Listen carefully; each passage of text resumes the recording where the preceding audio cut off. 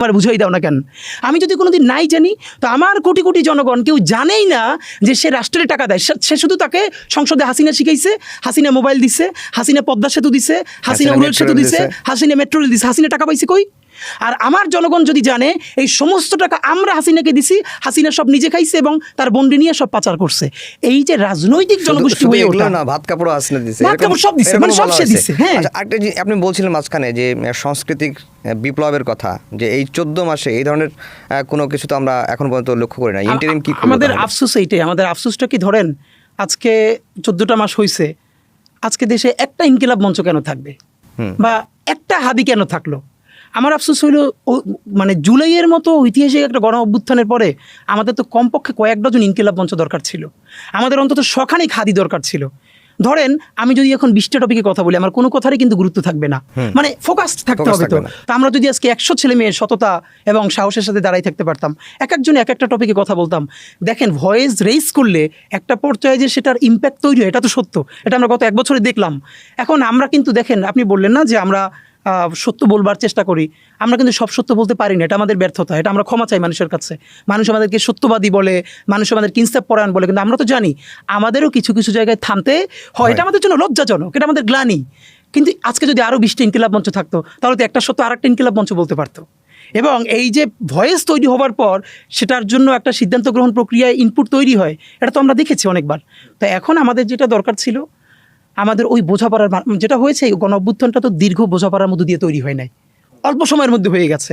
এই জন্য আমি সবসময় বলি কি, হয়তো আমাদের আরও অনেক প্রাণহানি হইতো, কিন্তু যদি আরও একটু লম্বা সময় আমরা আওয়ামী লীগের বিরুদ্ধে যুদ্ধটা করতে পারতাম, তাহলে আমাদের বোঝাপড়া তৈরি হইতো মানুষের সাথে রাষ্ট্র গঠন প্রক্রিয়ায়।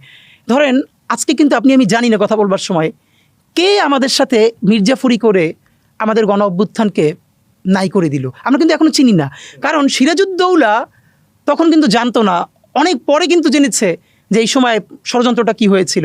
আল্লাহ না করুক, হয়তো 50 বছর 100 বছর পর আপনার ছেলে মেয়েরা, আমাদের ছেলে মেয়েরা গল্প করবে যে 24-এর গণ অভ্যুত্থানের এতজন উপদেষ্টা মূলত তারা ষড়যন্ত্রকারী ছিল, তারা অনুপ্রবেশকারী ছিল, যে বাংলাদেশের এই অর্জনকে তারা দিল্লির কাছে বর্গা দিয়ে দিয়েছিল। আমরা জানি না কি হবে। তা আমাদের এরকম কিছু মুরব্বি দরকার ছিল। আজকে বাংলাদেশের জুলাই বাঁচবে কিভাবে? জুলাই আসলে আমার ধারণা কি জানেন, কোনো একক ব্যক্তি আর সংগঠন আসলে জুলাই বাঁচাইতে পারবে না। জুলাই বাঁচাবে বাংলাদেশের আপমর মানুষ, যেই মানুষরা সমস্ত ভয় উপেক্ষা করে এইবার রাজপথে নামছে। আমার ধারণা এখন যত হতাশার কথা যে যা বলুক, ওরকম সিচুয়েশন তৈরি হলে তারা আবারও নামবে। এই যে দীর্ঘ দেখেন, আপনি একটা অবাক করবার ব্যাপার না, যে হাসিনা যেভাবে একটা জেনারেশন তৈরি করছিল, কেউ কি কোনোদিন ভাবছে যে আমি একটা বাচ্চা আমাদের সাথে দেখা করতে আসছে, তার বাবা মা, মানে তাদের খুব ইচ্ছা ছিল, ছেলেটা ইংলিশ মিডিয়ামে পড়ে, তার বাবা মা বলতেছে ও সারা জীবনে ইভেনও স্কুল থেকে ফেরার পর ওর ফ্রেন্ডদের সাথেও কোনোদিন হ্যালো করে না, সারাদিন গেমস খেলে এবং এভাবেই ওর লাইফটা কাটে, সাধারণ জিনজি যেভাবে হয় জেনজি। কিন্তু সেই রক্ত দেখে এত ট্রিগার্ড হয়েছে, সে বাসার থেকে বটি নিয়ে বেরোয় গেছে। এবং তার সিকিউরিটির জন্য তার বাবা মাও তার সাথে রাস্তায় রাস্তায় হাঁটতে হয়েছে, এবং সে বলছে আমাকে বাধা দিলে তাইলে আমি খুবই খারাপ কিছু করব। তো এই যে সমস্ত ন্যারেটিভকে উপেক্ষা করে আমাদের এই ছেলে মেয়ে, আমাদের বৃদ্ধরা নেমে আসতে পারলো, আমার ধারণা এইরকম কিছু শক্তি, এরকম কিছু স্পিরিট এইরকম জুলাইকে বাঁচাই রাখবে। এছাড়া আর আপনি আমাকে যেটা বললেন, ধরেন আমি চাইলে বলতে পারতাম যে আমাদের মতো তরুণরা জুলাই বাঁচাবে। এই কথাটার ভয়াবহ ব্যাপার কি, যেমন আমরা জুলাইয়ের পর অনেকে কাউরে জুলাইয়ের ইমাম, কাউরে জুলাইয়ের মুয়াজ্জিন বলতাম না, মাস্টারমাইন্ড। হ্যাঁ, মাস্টারমাইন্ড। এইটা আমি প্রথম দিন থেকে প্রতিবাদ করছি। দেখেন, আমি বলি যারা আমরা ধর্মে বিশ্বাস করি, বিশেষ করে ইসলামে বিলং করি, আমি বলি এই জুলাইয়ের সব থেকে বড় মাস্টারমাইন্ড আরশে আল্লাহ থেকে। আল্লাহ আমাদের অন্তরে এত বেশি অসীম সাহস ঢেলে দিছে যে মানুষ উপরে হেলিকপ্টার গুলি করতেছে কিন্তু রাস্তা থেকে সরে না। এক আর হলো বাংলাদেশের রিক্সাওয়ালা, ভ্যানওয়ালা, আপনি নিজেও নিশ্চয়ই দেখবেন, আপনি যেহেতু মিডিয়ার মানুষ, যে অনেক রিক্সাওয়ালা শুধু রাজপথে নামছে রিক্সা নিয়ে অসুস্থদেরকে হসপিটালাইজ করবার জন্য। অনেক রিক্সাওয়ালা, অনেক ভ্যানওয়ালা, সিএনজিওয়ালা। তো আমরা তো আসলে তাদের রাষ্ট্রটা বানাইতে পারি না। তো আপনি যদি আমার বলেন জুলাইয়ের অর্জনটা হলো একটা ইনসাফের রাষ্ট্র বানানোর জন্য তো একটা দীর্ঘ লড়াই এবং বোঝাপড়া দরকার। আজকে যেমন ধরেন আমেরিকার অনেক সমস্যা আছে, কিন্তু এটা তো সত্য যে আমেরিকায় ন্যূনতম কিছু সিভিক রাইট আছে। চাইলেই একজন অনেক গালিগালাজ করতে পারে, কিন্তু একটা টোকা কিন্তু কেউ করে দিতে পারে না। একইভাবে ইউরোপের অনেক রাষ্ট্রগুলো তো এটা এস্টাবলিশড হয়েছে, তাই না? তো এখন আমি যেটা বলতে চাই, আমাদের বাংলাদেশ রাষ্ট্রটা তো আসলে আমেরিকার মতো গৃহযুদ্ধের মধ্য দিয়ে যায় নাই। অথবা ইউরোপের দেখেন আজকে যে ইংল্যান্ড আর ফ্রান্স এত কথা বলে, বাংলাদেশে যারা হতাশা চর্চা করে তাদের জন্য বলি, ইংল্যান্ড আর ফ্রান্স আজকে তো খুবই সভ্য দুটো রাষ্ট্র হিসাবে পোট্রে হয় দুনিয়ায়। এই দুইটা দেশ একটানা 100 বছর যুদ্ধ করছে একে অপরের বিরুদ্ধে। সেই ওল্ড ইংলিশ পিরিয়ড থেকে শুরু করে অ্যাংলো সেকশন যুগ থেকে শুরু করে এই ওরে দখল করে, খুন করে, এবং নামই আছে যুদ্ধের যে শতবর্ষব্যাপী যুদ্ধ করে করে করে করে করে তারা একটা জায়গায় পৌঁছেছে। তা আমি তো মনে করি বাংলাদেশে আওয়ামী লীগের মধ্যেও অত বাজে আওয়ামী লীগ মনে হয় 5% নাই যারা গণহত্যাটাকে সব থেকে বৈধ মনে করে। বাকিদেরকে আমরা যদি একটু বুঝাতে পারি, তাদের সাথে ভালোবেসে কথা বলতে পারি, আমার ধারণা তারাও আস্তে আস্তে ওখান থেকে ফিরে আসবেন। মুশকিলটা হলো রিকনসিলিয়েশন প্রক্রিয়া আমরা যাইতে পারি নাই। এই যে আমরা দেখলাম যে জুলাই আগস্টে যে ঐক্য তৈরি হয়েছিল, সেই ঐক্যটা এই 5 আগস্টের পরে সেটা আর থাকলো না। এটা কেন? এটা কি শুধুমাত্র ক্ষমতার কাড়াকাড়ি, ক্ষমতার দ্বন্দ্ব, নাকি অন্য এখানে একটা হয়? এটা হলো দুনিয়ার সমস্ত গণ অভ্যুত্থানের একটা কমন প্যাটার্ন, যে ধরেন যখন চূড়ান্ত গণ অভ্যুত্থান হয় তখন তো কমন এনিমি থাকে সবার একটা। ধরেন এইখানে বাংলাদেশে এবার যে দেখেন উনি তো ইন্তেকাল করলেন আমাদের স্যার, তো উনি বদরুদ্দিন ওমর স্যার, তো উনি কিন্তু এবার 36শে জুলাইয়ের অনেক আগে, সম্ভবত 20 বা 25 জুলাইয়ের দিকেই গত বছর উনি বলেছিলেন যে এরকম গণ অভ্যুত্থান বাংলাদেশে হয় নাই। উনি তখন এটা ধরতে পেরেছিলেন। এর প্রমাণ একদম ডান বাম সমস্ত ঘরানা একসাথে রাজপথে নামতে পারলো, মানে গণ অভ্যুত্থানের যে চরিত্রটা হয়। কারণ তখন সবার একটাই ম্যান্ডেট ছিল, এই গণহত্যাকারীকে তাড়াতে হবে এবং রাষ্ট্রকে বাঁচাতে হবে। তো যখন তাকে তাড়ানো হয়ে গেছে তখন তো স্বাভাবিকভাবেই যে যার ঘরে ফিরবে। ধরেন বিএনপির ঘরে ফিরবে, জামাতের ঘরে ফিরবে, অন্যান্য শক্তি। স্বাভাবিকভাবে যেটা হয়, গণ অভ্যুত্থানের পরবর্তীতে যারা বিপ্লব করে তাদের মধ্যে খুনোখুনিও হয়ে যায়। তা আমি রাদার ধরেন দেখি, ইভেন ধরেন মুক্তিযুদ্ধের ক্ষেত্রে যদি ধরেন, মুক্তিযুদ্ধর পরে একদিকে মুজিব বাহিনী, সেখান থেকে রক্ষী বাহিনী, আরেকদিকে যারা রিয়েল মুক্তিযোদ্ধা, এরা একে অপরের বিরুদ্ধে কিন্তু অস্ত্র ধরতেছে। এবং আপনাকে ফাঁকে বলে রাখি, দেখেন বাংলাদেশে সত্যি কথা তো গত 1 বছর অনেক কেওয়াস হচ্ছে না, হচ্ছে তো। এখন কিসের সাপেক্ষে কতটুকুন কেওয়াস হবে এটা তো আপনার ন্যূনতম একটা বোঝাপড়া লাগবে। একটা তুমুল গণহত্যার পর রাষ্ট্র নামক, দেখেন বাংলাদেশ রাষ্ট্রটাকে হাসিনা এমনভাবে রেখে গেছে, অনেক বুদ্ধিজীবীরা এইটারে জাস্টিস লতিফুর রহমান ওনাদের সাথে মিলানোর চেষ্টা করেন যে লতিফুর রহমান সাহেব এসে এই সময়ের মধ্যে ঠিক করে ফেললেন ডক্টর ইউনূস। আরে ভাই, লতিফুর রহমানের সময় কি হাসিনা ফ্যাসিস্ট রাষ্ট্র কায়েম করতে পারছে? তখন কি গুম খুন আয়না করে? আপনি ভাবেন, আমি আপনাকে ভাই, আপনি দেখছেন কি না, আমি কিছুদিন আগে গণভবনে যে জুলাই জাদুঘরটা করতেছে, ওইখানে কিছু সিম্বলিক আয়নাঘর বানানো হয়েছে, এটা কিছুদিন পর উন্মুক্ত করা হবে। তো আমি একটা কাজে ওখানে গিয়েছিলাম, তারপরে আমি ওইটার মধ্যে ঢুকে আমাদের জাবেরকে বললাম যে একটু আটকাই দাও। আমি আপনাকে এখন বলে রাখি, এইটা তো মানুষের জন্য উন্মুক্ত করা হবে। ধরেন আপনার আমি যতই আটকে রেখে, আপনি জানেন এটা আর্টিফিশিয়াল, আপনাকে আটকায় রাখার পর আপনি 5 মিনিট থাকতে পারবেন না। এটা হলো একদম অ্যাকিউরেট মাপ নিয়ে আয়নাঘরের একদম ওই রকম বানানো হয়েছে, একদম রেপ্লিকা। আপনি জানেন যে আপনার সামনে শত শত লোক, সেইখানে আপনি 5টা মিনিট থাকতে পারবেন না।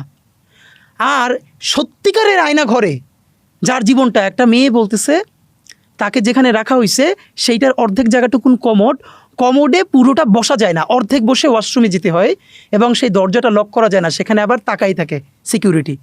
এবং সে মাইরের চোটে তার পিরিয়ড হয়ে গেছে, তখন সে যখন প্যাড চাইছে তখন তারা ইবলিসের মতো হাসতেছে।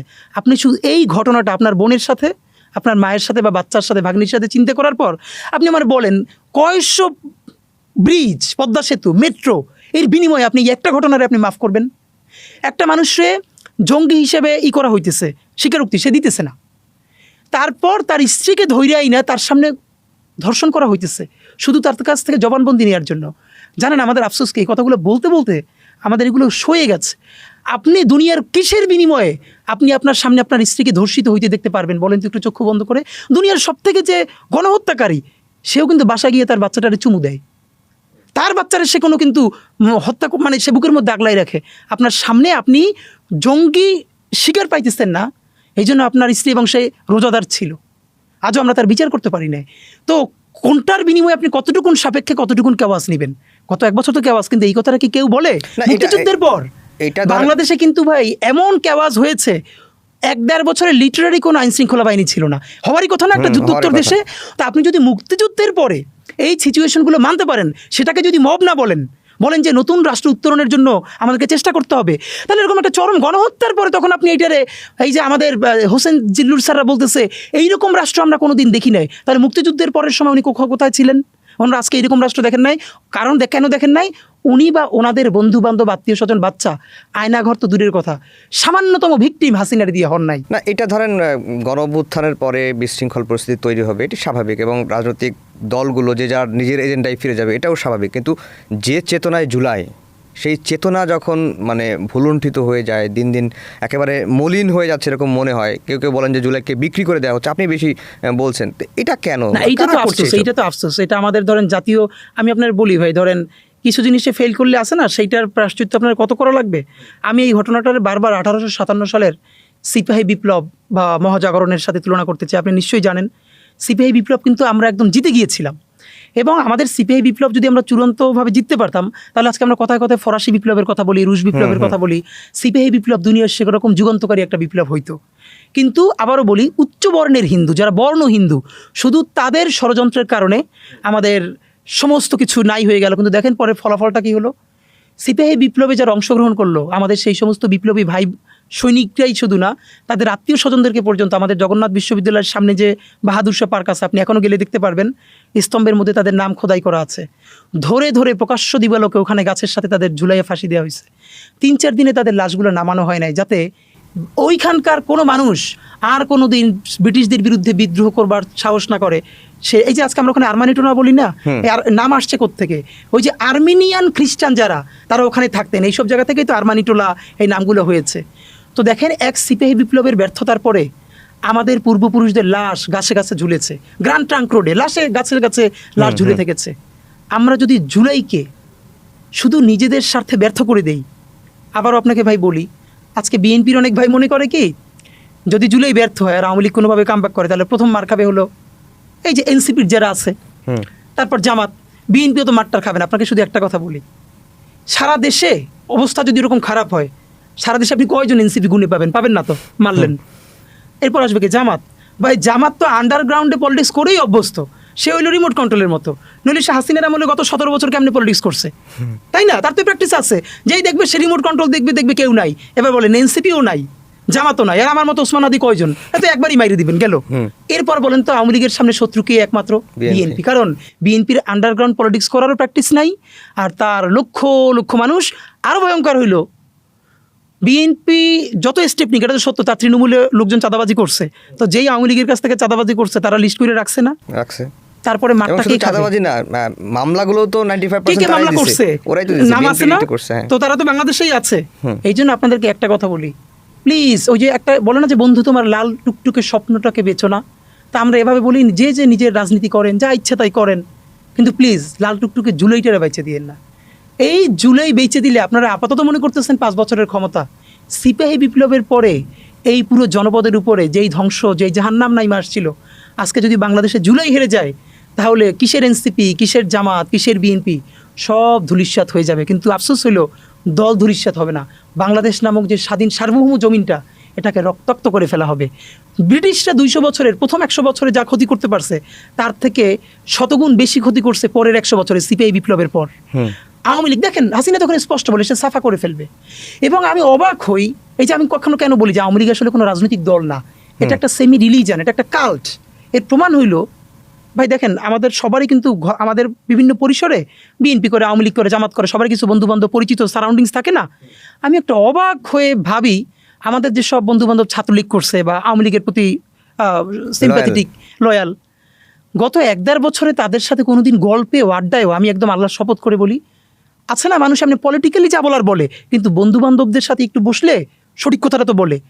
Not a single Awami supporter আমি একজনও আজ পর্যন্ত পাই নাই যারা এই জন্য সরি ফিল